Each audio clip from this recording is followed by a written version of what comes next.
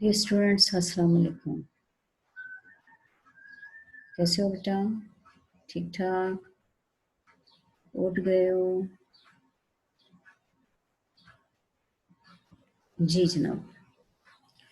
Yesterday we had discussed electrophilic substitution in benzene. Electrophilic substitution in benzene. तो मैंने आपको बताया था व्हाट आर इलेक्ट्रोफाइल्स किसको बोलते हैं और इलेक्ट्रोफिलिक सब्स्टिट्यूशन कैसे होती है, कितनी टाइप्स की होती है। ये नाइट्रेशन हो सकती है, हेलोजिनेशन हो सकती है और सल्फोनेशन, फ्राइडर क्राफ्ट। दो किस्म के रिएक्शन होते हैं, अल्काइलेशन है, एसाइलेशन, कंबस्शन है। तो इलेक्ट्रोफिलिक सब्स्टिट्यूशन का मतलब ये होता है कि कोई इलेक्ट्रोफाइल आके बेंजीन रिंग पे अटैक करेगा। पहले वो इलेक्ट्रोफाइल हमें तैयार करना होता है। इलेक्ट्रोफाइल मीन्स इलेक्ट्रॉन्स लविंग, इसका मतलब है पॉजिटिव चार्ज होल्डिंग। ठीक, इस पे ज़्यादा टाइम नहीं लगाती हूँ, कल मैंने बताया था और मैंने उसके बाद उसके मैकेनिज्म के साथ मैंने एक शीट पे भी कि वो उसके स्नैप्स या स्क्रीनशॉट जो है मैंने आपको भेज दिया था। एडिशन रिएक्शन है, ये भी आपको पता है, हेलोजिनेशन हो। तो मसन का ये रिएक्शन मैंने बैलेंस कर दिया है, इसको भी देख लें। आज हम पढ़ते हैं directive influence of functional group at mono substituted benzene. अब हमारे पास बेटा बेंजीन रिंग है, उसमें सपोज हम फिनोल ले लें, टॉल्वीन ले लें, मोनो सब्स्टिट्यूटेड, तो एक ग्रुप सब्स्टिट्यूट करेगा। तो उस एक ग्रुप के सब्स्टिट्यूशन के बाद कोई नेक्स्ट ग्रुप भी आ सकता है, मोर देन वन भी हो सकते हैं, लेकिन वो एक सब्स्टिट्यूएंट जो ग्रुप अटैच्ड है ऑलरेडी बेंजीन रिंग पे, जो उसका डेरिवेटिव बनाता है, फिर उसकी अपनी कोई रिएक्टिविटी होती है जो कि दूसरा कोई ग्रुप जब आता है तो उसको किस पोजीशन पे डायरेक्ट करेगा। We had already discussed ortho para and meta positions. और तो ये ortho para and meta directing groups भी हैं।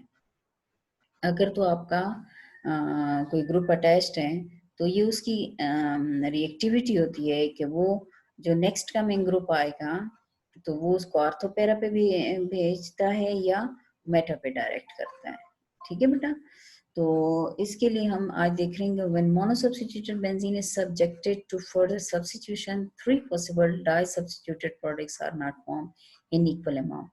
यानी आपका आर्थो पैरा मेटा पे तीनों पे इक्वल अमाउंट में प्रोडक्ट फॉर्मेशन नहीं होगी। Two types of behaviors are observed, either ortho and para products or meta product is predominantly formed. या तो ortho para products बनेंगे या meta. This behavior depends on the nature of the substituent already present in the benzene ring and not on the nature of the entering group. This is known as directive influence of substituents.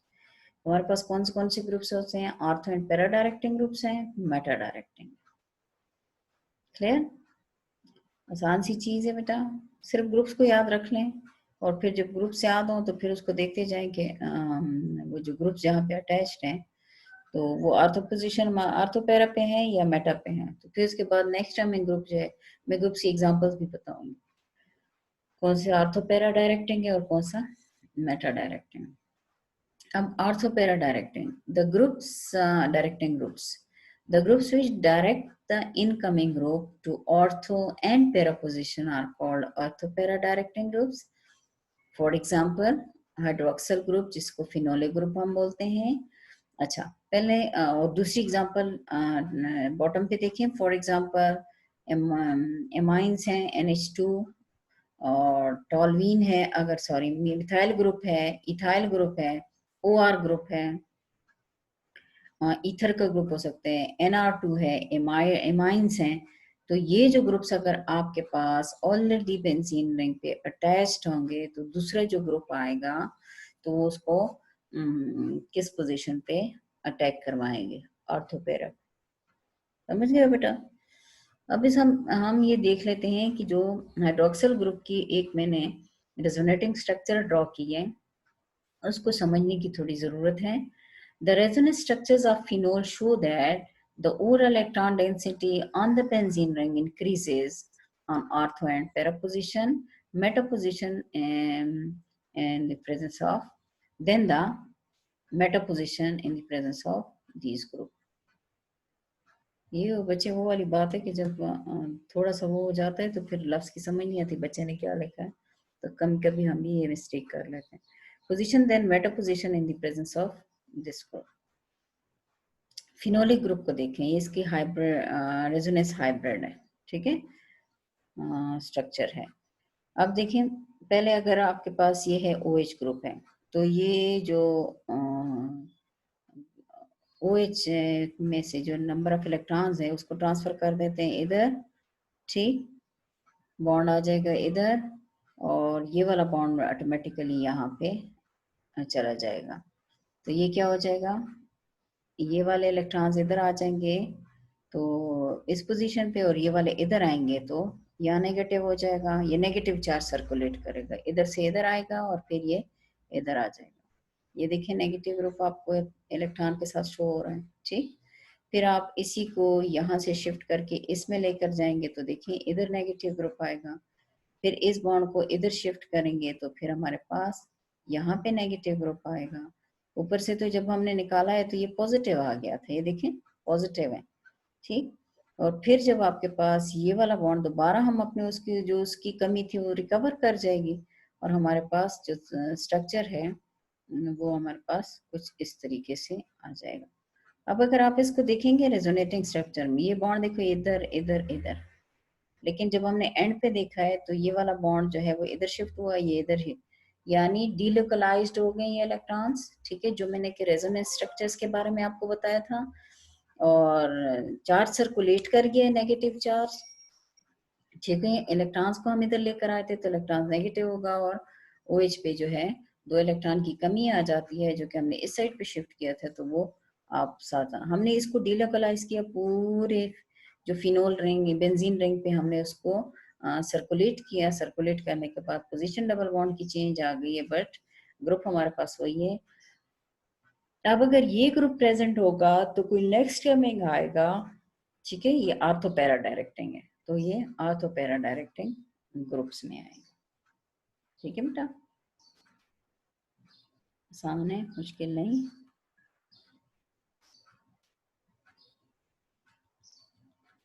Meta directing groups. The groups which direct the incoming groups to meta position are called meta directing. Some example of meta directing groups are NO2, nitro group होगा, cyanide group होगा, aldehyde group होगा CHO, COR ketonic group होगा, COOH carboxylic acid का group होगा, COOR asters होंगे, sulphonic group होगा, तो etc. Reason in the presence of these groups, meta position has more electronic density than orthopara positions.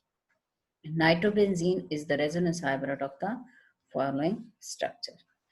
अब देखें बेटा, हमारे पास नाइट्रो ग्रुप है. नाइट्रो ग्रुप में नाइट्रोजन जो है वो 3 बॉन्ड बना सकता है, तो एक इसका ऑक्सीजन के साथ, 2 इस ऑक्सीजन के साथ, ठीक है, और एक इधर से आ जाएगा.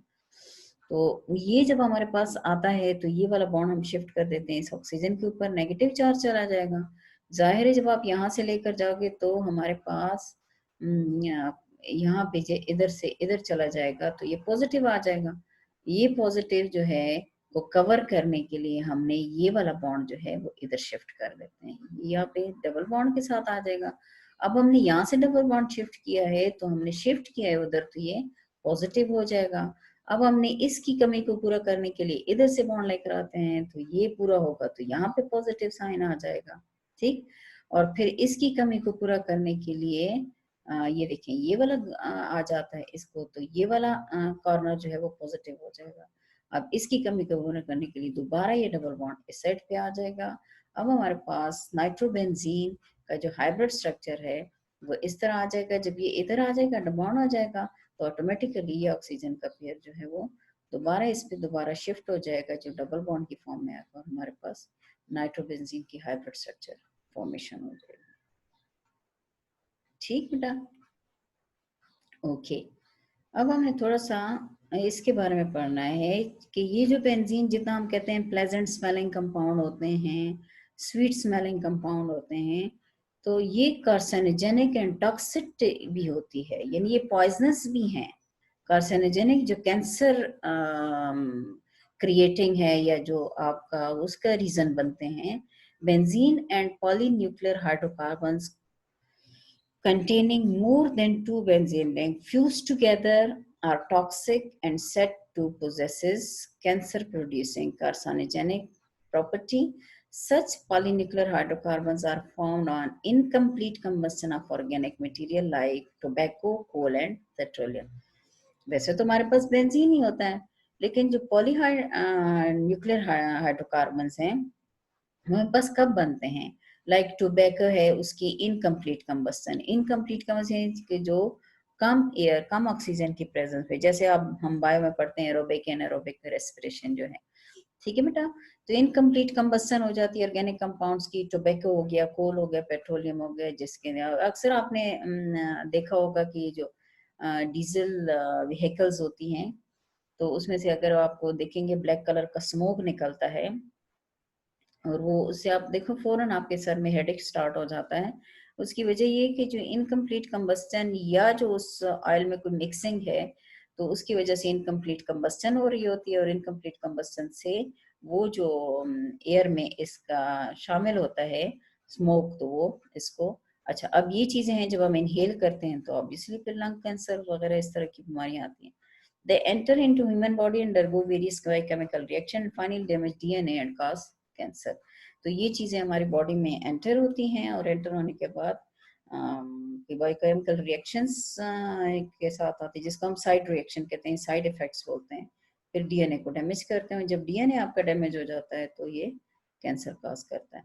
अभी थोड़ा सा मैं इसको बता देती हूँ। ये है मेंथ्रासीन, 3 बेंजीन रिंग है, एक इस पे बेंजीन रिंग सर एक्स्ट्रा लगा हुआ है, 1-2 पोजीशन पे है, तो हम 1-2 बेंज एंथ्रासीन बोलते हैं, ठीक।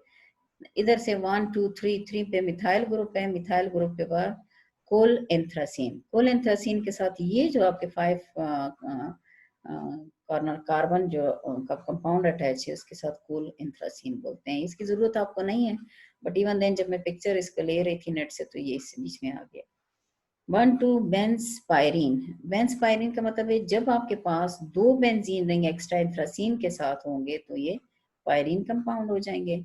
और अब देखें, ये एक 1-2 पोजीशन पे है और एक 5-6 पोजीशन पे है डाई बेंज एंथ्रासीन, ठीक है। तो ये वो कंपाउंड है जो कि कार्सिनोजेनिक हो सकते हैं। सही है बेटा।